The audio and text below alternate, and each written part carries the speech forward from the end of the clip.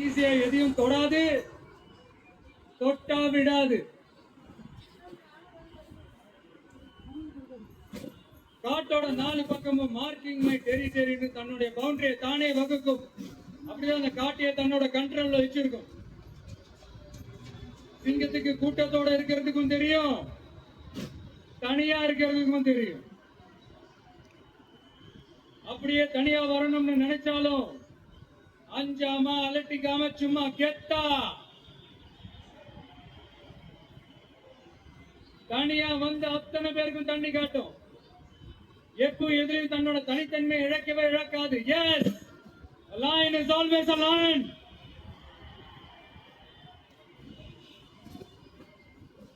There are so many jackals and other animals in the forest, but there will be only one lion. And even if it is single, it will be the king of jungle. It is not only a description but also a clear declaration. சிங்கத்தை பத்தி பேசிட்டு நம்ம சிங்க குட்டிகளையும் சிங்க பெண்களையும் பத்தி நம்ம பேசாம இருக்க முடியுமா?